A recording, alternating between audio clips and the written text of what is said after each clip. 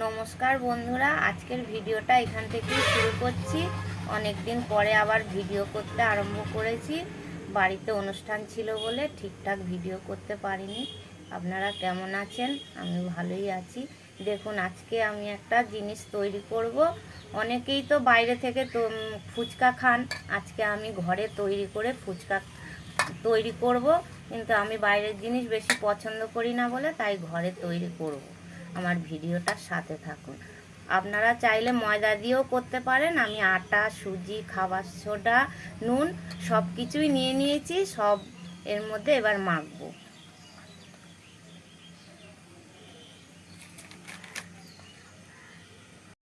আমি 250 ময়দা আটা নিয়ে নিয়েছি, আর এর সঙ্গে 50 গ্রাম সুজি নিয়ে নিয়েছি।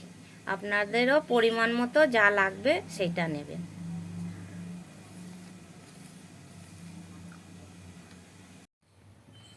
দেখুন বন্ধুরা, ফুচকা ভাজার জন্য আমি কড়া বসিয়ে দিয়েছি গ্যাসে।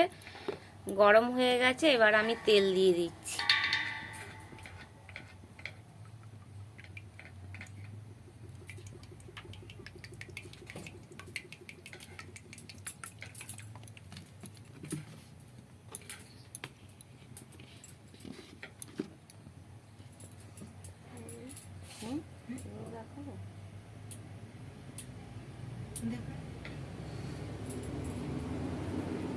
এই দেখুন, খবরের কাগজে বেলে রেখেছি। এবার এক এক করে কড়াতে দিয়ে দেবো।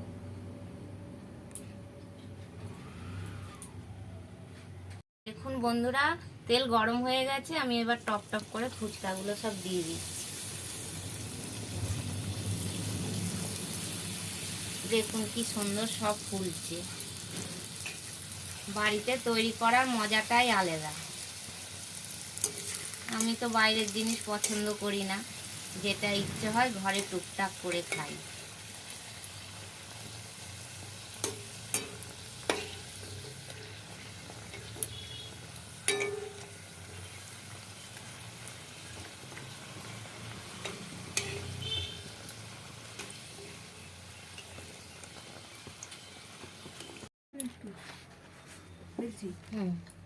দেখুন বন্ধুরা, ফুচকা করার জন্য আমরা ফুচকাটা কিভাবে বেলে নিচ্ছি।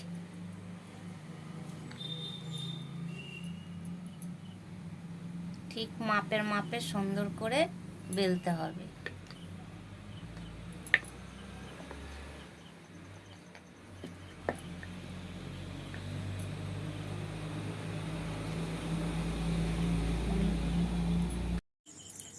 ফুচকার টক জল করার জন্য বাটিতে জল নিয়ে নিয়েছি।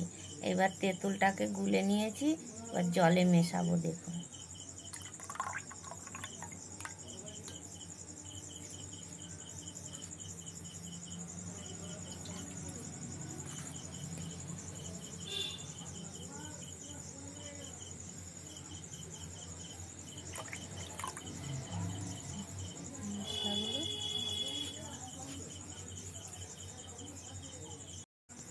এই যে গুঁড়ো মশলাটা আছে, শুকনো লঙ্কা, জিরে, ধনে, মৌরি একসঙ্গে সব কাঠখোলায় ভেজে গুঁড়িয়ে নিয়েছি। এবার এই জলটার সঙ্গে মিশিয়ে দিচ্ছি।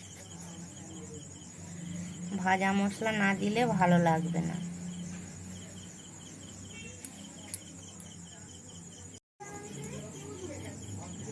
স্বাদ মতো নুন দিয়ে দিলাম। আপনারা চাইলে এর মধ্যে গন্ধরাজ লেবুর পাতা, না হলে গন্ধরাজ লেবুটা গোল গোল করে কেটে দিলে খুব সুন্দর সেন্ট আসবে।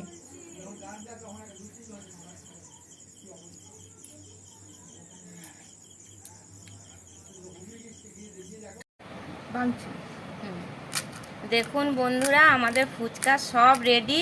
আমরা এবার ফুচকাটা কিভাবে খাচ্ছি দেখুন। ভালো লাগলে আপনারাও এরকমভাবে তৈরি করে খাবেন। দেখুন, আমি বাইরের জিনিস একটু অপছন্দ করি বলে আমি সব কিছুই ঘরে তৈরি করি।